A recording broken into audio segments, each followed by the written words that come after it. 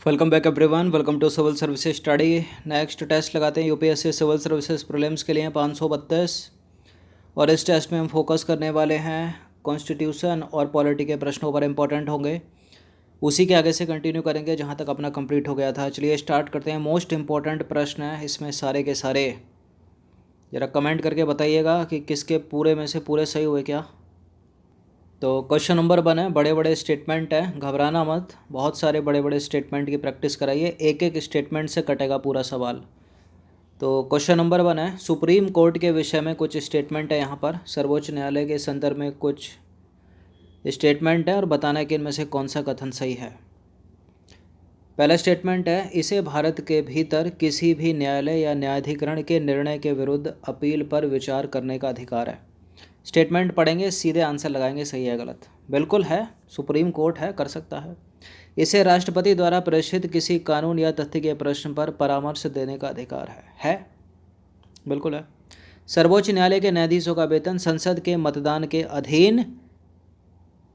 अधीन नहीं है। कितनी बार बताया होगा ये, कम से कम गलत है। तीसरा, इसके द्वारा बनाई गई विधि भारत के भीतर सभी न्यायालयों के लिए बाध्यकारी है। बिल्कुल है, बिल्कुल है। पिताश्री हैं ये सारे, डिस्ट्रिक्ट कोर्ट, हाई कोर्ट, जितने भी कोर्ट हैं इंडिया में सबके। सुप्रीम कोर्ट नाम में सुप्रीम वर्ड छुपा है ना, सुप्रीम, सर्वोच्च न्यायालय या उच्चतम न्यायालय। तो थर्ड को एलिमिनेट कर दीजिए, तीसरा जहाँ जहाँ वो नहीं होगा। इसका आंसर हो जाएगा ऑप्शन नंबर सी, 1, 2 और 4। तो देखिए, सर्वोच्च न्यायालय के न्यायाधीशों का वेतन भारत की संचित निधि पर भारित होता है। इसे संसद में मतदान के लिए नहीं रखा जाता, बहुत बार बताया है। क्वेश्चन नंबर 2 पर आ जाइए। भारतीय सर्वोच्च न्यायालय के संदर्भ में एक बार फिर से स्टेटमेंट है। पहला स्टेटमेंट है, उच्चतम न्यायालय का न्यायाधीश। देखिए, उच्चतम न्यायालय सर्वोच्च न्यायालय में कंफ्यूज मत होना, एक ही बात है। सुप्रीम कोर्ट भी एक ही बात है। तो उच्चतम न्यायालय का न्यायाधीश बनने के लिए किसी उच्च न्यायालय में कम से कम 10 वर्ष तक वकालत करना आवश्यक है। कोर्ट मार्शल की अपील सर्वोच्च न्यायालय में नहीं की जा सकती। उच्चतम न्यायालय कोर्ट मार्शल के साथ उच्च न्यायालयों या अदालतों की सुनवाई कर सकता है। देखिए, दूसरा स्टेटमेंट कुछ और कह रहा है और तीसरा स्टेटमेंट कुछ और कह रहा है। और दूसरे स्टेटमेंट में सुप्रीम कोर्ट को सर्वोच्च न्यायालय लिखा हुआ है और यहाँ उच्च न्यायालय लिखा हुआ है, तो इसकी कोई वो नहीं है बड़ी बात। चौथा स्टेटमेंट है, उच्चतम न्यायालय द्वारा केशवानंद भारती केस में गठित संवैधानिक पीठ अब तक की सबसे बड़ी संवैधानिक पीठ थी। इसका मतलब क्या होगा, ये जो निर्णय लिया होगा ना, बहुत सारे जजों ने मिलकर लिया होगा। बताइए फिलहाल इसमें से अपने को तो सही ढूंढना है। पहला स्टेटमेंट करेक्ट है। यदि आप सुप्रीम कोर्ट का जज बनना चाहते हो तो आपको स्टेट के हाई कोर्ट में कम से कम 10 वर्ष तक वकालत करनी होगी या 5 वर्ष तक जज रहना पड़ेगा किसी एक या एक से अधिक हाई कोर्ट का। कोर्ट मार्शल की अपील सर्वोच्च न्यायालय में की जा सकती है, गलत है दूसरा वाला स्टेटमेंट। तो काट दीजिए जहाँ जहाँ पर 2 है। इसका आंसर बिल्कुल मिल जाएगा आपको 1, 3 और 4। उच्चतम न्यायालय कोर्ट मार्शल के साथ अन्य न्यायालयों या अदालतों की सुनवाई कर सकता है। उच्चतम न्यायालय द्वारा केशवानंद भारती केस में गठित संवैधानिक पीठ अब तक की सबसे बड़ी संवैधानिक पीठ थी। कब हुआ था ये मामला, 1973, 1973 का है। अच्छा, केशवानंद पहला है, गोलकनाथ पहला है, बताइए। गोलकनाथ पहला है।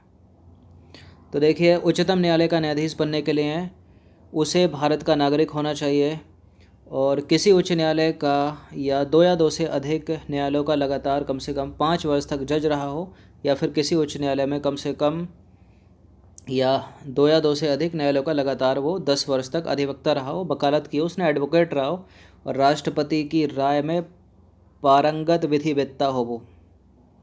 अब देखिए, सशस्त्र सेना न्यायाधिकरण अधिनियम 2007 के प्रावधानों के अनुसार कोर्ट मार्शल की अपील जो है सुप्रीम कोर्ट में की जा सकती है। याद रखिएगा, सुप्रीम कोर्ट में की जा सकती है, हाई कोर्ट में नहीं। केशवानंद भारती बनाम केरल राज्य केस 1973 में उच्चतम न्यायालय ने 13 न्यायाधीशों की खंडपीठ का गठन किया था। यह अब तक की सबसे बड़ी संवैधानिक खंडपीठ है, जिसमें 7 न्यायाधीश पक्ष में थे और 6 थे विपक्ष में। तो एक से ही कट गया पूरा यहाँ पर भी। अब देखिए, उच्चतम न्यायालय द्वारा दूसरी सबसे बड़ी खंडपीठ गोलकनाथ बनाम पंजाब राज्य केस थी, 1967 में गठित की गई थी। टोटल 11 जज थे, 6 पक्ष में थे, 5 विपक्ष में थे, तो जीत गया 6 वाला। तो पहली कौन सी है ये भी पूछ लेते हैं। तो गोलकनाथ पहला है, और उसके बाद का केशवानंद भारती बनाम 1973, लगभग 6 वर्ष बाद। क्वेश्चन नंबर 3 है, सर्वोच्च न्यायालय के संदर्भ में निम्न कथनों पर विचार करना है। देखिए, भारत के उच्चतम न्यायालय की सभी कार्यवाहियां अंग्रेजी भाषा में होंगी। इसका उपबंध भारतीय संविधान के अनुच्छेद 348 में किया गया है। बिल्कुल, सुप्रीम कोर्ट की सभी कार्यवाहियां जो हैं, डिक्री, नियम, आदेश, विधि, सुप्रीम कोर्ट की अंग्रेजी भाषा में चलती है। और बिल्कुल इसका जो प्रावधान है अनुच्छेद 348 में किया गया, और न केवल सुप्रीम कोर्ट की बल्कि स्टेट के हाई कोर्ट की भी अंग्रेजी भाषा में ही चलती है। डिस्ट्रिक्ट कोर्ट की क्षेत्रीय भाषाओं में चलती है। तो देखिए, संविधान के अनुच्छेद 348 में उपबंध है कि उच्चतम न्यायालय और उच्च न्यायालय की सभी कार्यवाहियाँ अंग्रेजी भाषा में होंगी। तो supreme court, high court English में चलता है। भले कुछ पिटिशन होती हैं जो डिस्ट्रिक्ट कोर्ट से जब हाई कोर्ट में आती हैं तो पढ़ी वो हिंदी में जाती हैं, लेकिन यदि उन पर कोई निर्णय या आदेश हाई कोर्ट देता है तो वो जो स्लिप निकल के आती है वो इंग्लिश में ही होती है। इंग्लिश में जज बोलते हैं, जो टाइपिस्ट रहता है बगल में वो बोलते रहते हैं और वो टाइप करता रहता है, तो वो इंग्लिश में बोलते हैं, इंग्लिश में छपती है वो, और इंग्लिश में निर्णय जो है आता है। डिस्ट्रिक्ट कोर्ट में क्षेत्रीय भाषाओं में चलता है। क्वेश्चन नंबर 4 पर आ जाइए। राज्यों के उच्च न्यायालय के संदर्भ में निम्न कथनों पर विचार करना। पहला स्टेटमेंट है, भारत में उच्च न्यायालय का गठन सबसे पहले 3 प्रांतों कलकत्ता, बम्बई और मद्रास में किया गया। वर्तमान में भारत में उच्च न्यायालयों की कुल संख्या 25 है और किसी भी संघ राज्य क्षेत्र का अपना उच्च न्यायालय नहीं है। बताइए, मोस्ट इम्पॉर्टेंट क्वेश्चन है ये। 25 है, इससे ज़्यादा है। देखिए, पहले तो 21 थी 2013 तक, लेकिन 2013 में 3 बने ना, 2013 में 3 बने तो 24 हो गई। फिर एक हाल ही में बना है तेलंगाना वाला। तो करेक्ट है पहला वाला स्टेटमेंट। बिल्कुल, कलकत्ता, बम्बई और मद्रास में सबसे पहले हाई कोर्ट बनाए गए 3, और वर्तमान में जो हाई कोर्ट हैं वो 25 हैं। बिल्कुल सही जवाब। किसी भी संघ राज्य क्षेत्र का अपना उच्च न्यायालय नहीं है। क्यों, दिल्ली का नहीं है क्या? गलत है तीसरा वाला स्टेटमेंट। केवल 1 और 2 है। जॉली एलबी भी देखी नहीं दिखी।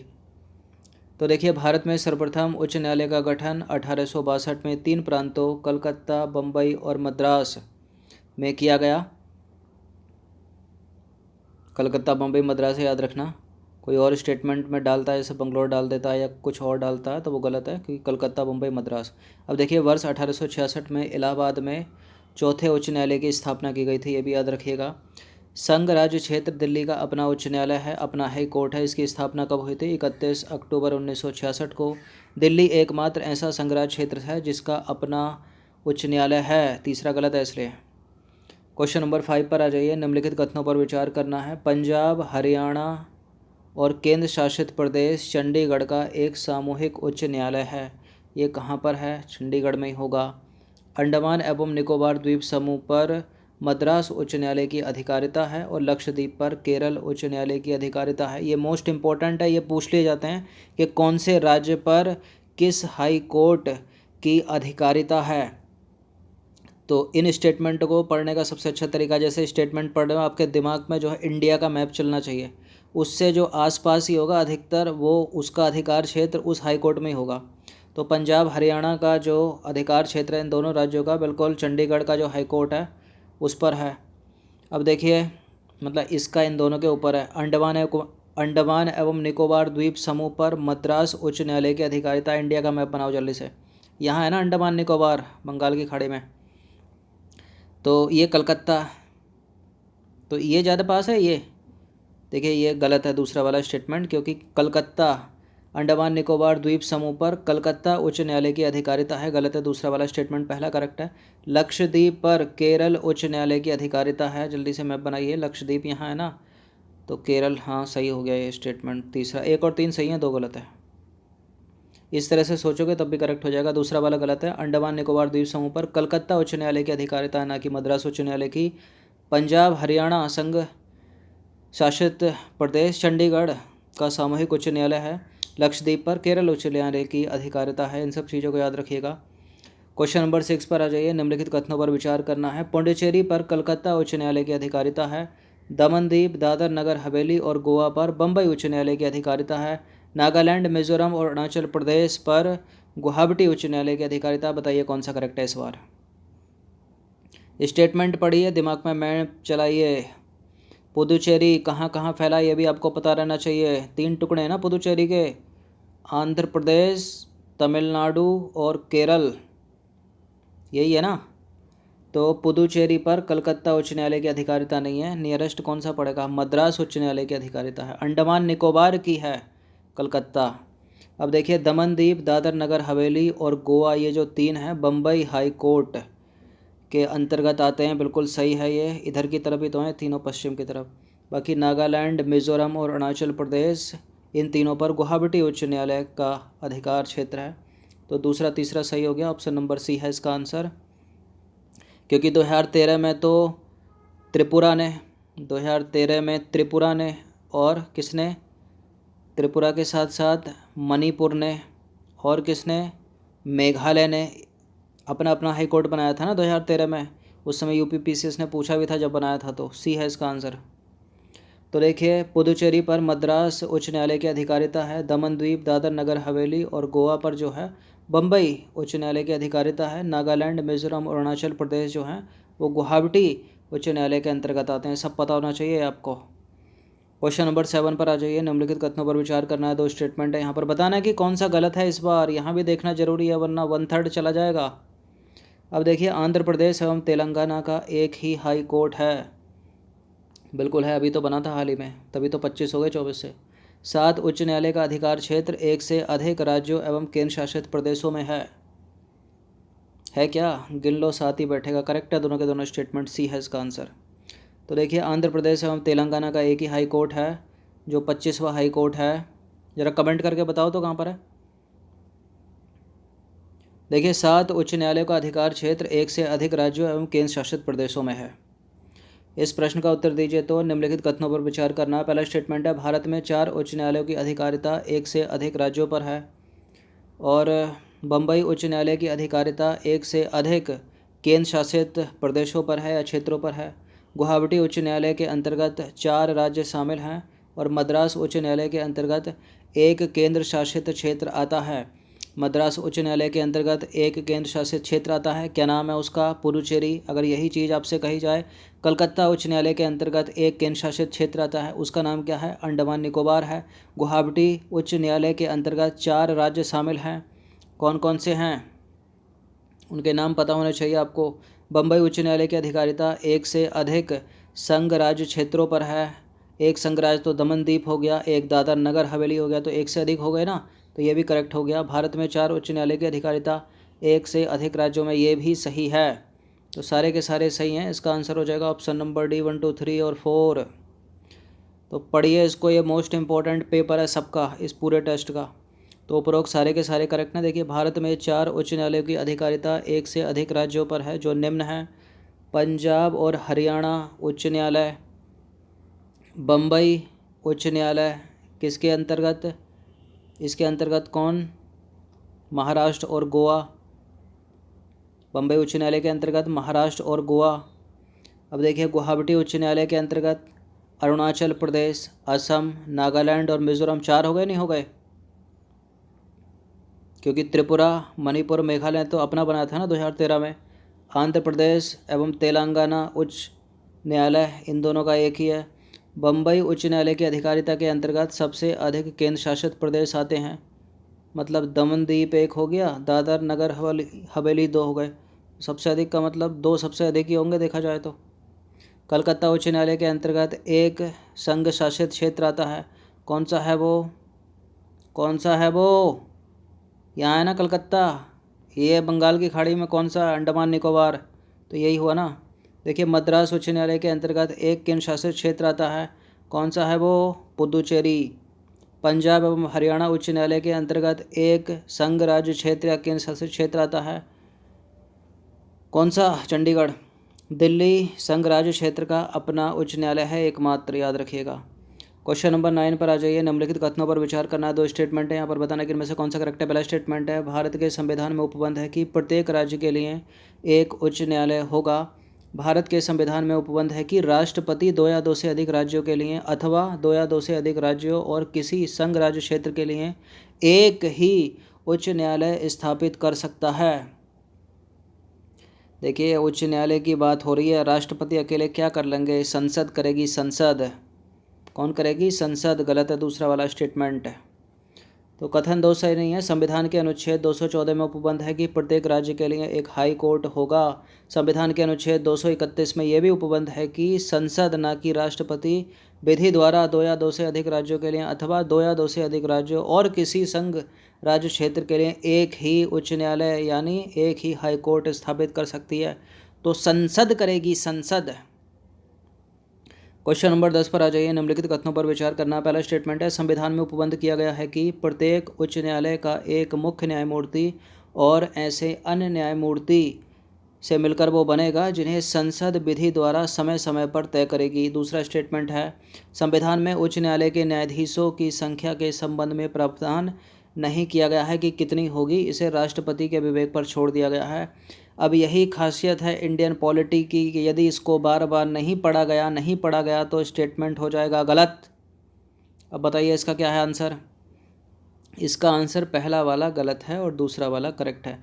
देखिए वहाँ स्ट्रक्चर हाई कोर्ट का बनाना था, एक से एक 2 राज्यों के लिए एक हाई कोर्ट या एक से अधिक राज्यों के लिए अगला हाई कोर्ट, ये सब चीज़ कौन कर रही थी, ये भारत की संसद कर रही थी। लेकिन जब ये हो जाएगा तो काम किसका, तब राष्ट्रपति कुछ काम करेंगे, ऐसे नहीं कि संसद ही सब कुछ करती रहेगी। अब देखिए संविधान में उपबंध है कि प्रत्येक उच्च न्यायालय का एक मुख्य न्यायाधीश होगा, हाई कोर्ट का भी होगा जैसे सुप्रीम कोर्ट का होता है।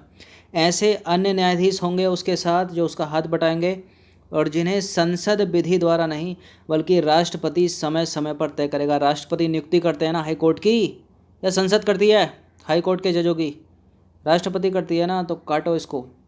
संविधान में उच्च न्यायालय के न्यायाधीशों की संख्या के संबंध में प्रावधान नहीं किया गया है कि कितनी होगी, इसे राष्ट्रपति के स्वयं विवेक पर छोड़ दिया गया है कि भैया भरते रहो और निकालते रहो।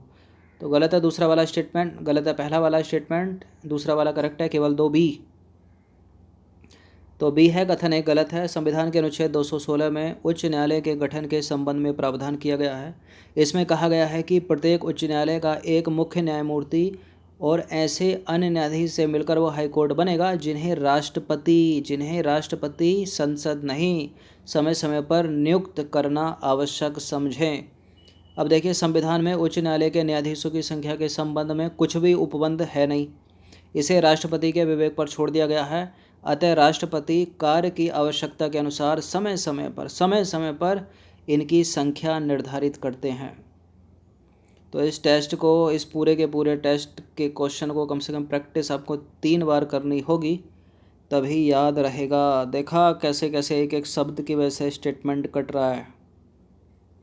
तो पकड़ लेना इंडियन पॉलिटी के प्रश्नों को, जितने भी 13-14 जितने भी रखते हैं, मतलब जाने नहीं चाहिए निकल कर। 26 मान लीजिए 13 प्रश्न भी आए तो सारे के सारे करेक्ट कर दिए तो 26 तो ऐसे ही हो गए आपके।